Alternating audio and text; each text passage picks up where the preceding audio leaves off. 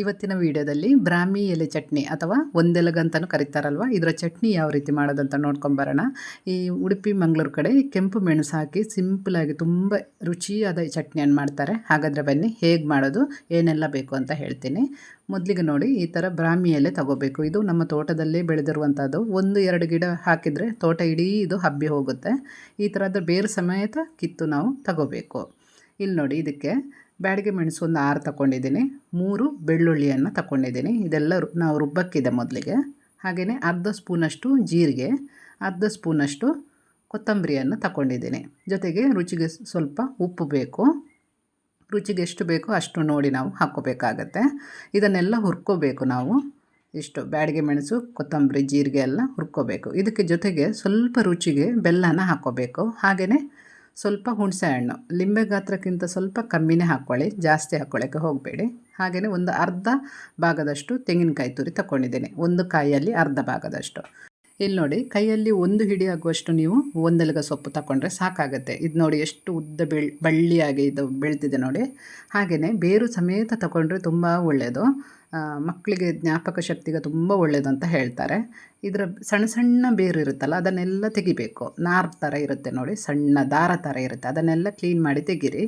ಈ ಕಾಂಡ ಇದೆಯಲ್ಲ, ಇದನ್ನು ಬಿಸಾಡೋಕ್ಕೆ ಹೋಗಬೇಡಿ. ಇದನ್ನು ಚಟ್ನಿಗೆ ಹಾಕ್ಕೊಳ್ಳಿ ರುಬ್ಬುವಾಗ, ತುಂಬ ಒಳ್ಳೆಯದು. ಇದು ನಮ್ಮ ಆರೋಗ್ಯಕ್ಕೆ ಹಾಗೆಯೇ ಬುದ್ಧಿಶಕ್ತಿಗೆ ಮಕ್ಕಳಿಗೆ ತುಂಬ ಒಳ್ಳೆಯದು ಅಂತ ಹೇಳ್ತಾರೆ. ನೋಡಿ, ಈ ಥರ ಕ್ಲೀನಾಗಿ ತೊಳೆದು ಇದನ್ನು ಕಟ್ ಮಾಡಬೇಕು. ಅಂದರೆ ಉದ್ದ ಇರೋ ಈ ಬಳ್ಳಿ ಥರ ಇದೆಯಲ್ಲ, ಇದನ್ನು ಮಿಕ್ಸಿಗೆ ಡೈರೆಕ್ಟಾಗಿ ಹಾಕಿದ್ರೆ ಅದು ನಿಮಗೆ ಚೆನ್ನಾಗಿ ರುಬ್ಬಕ್ಕಾಗಲ್ಲ.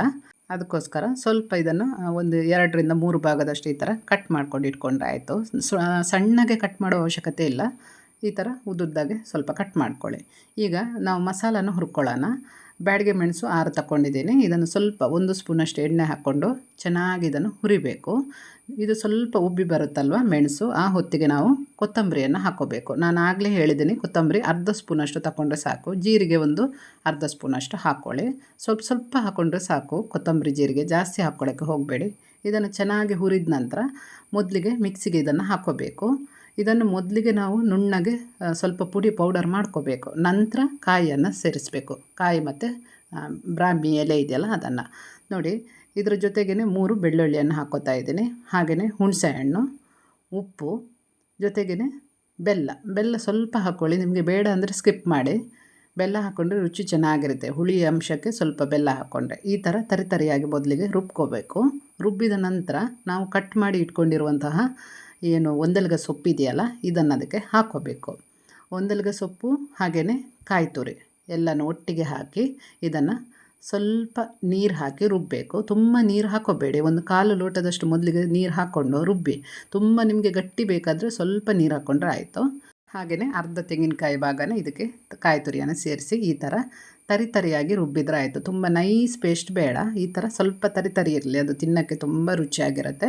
ಉಪ್ಪಿನ ಹದ ನಂತರ ಬೇಕಾದರೆ ನೋಡಿ ಅಡ್ಜಸ್ಟ್ ಮಾಡ್ಕೋಬೇಕಾಗತ್ತೆ.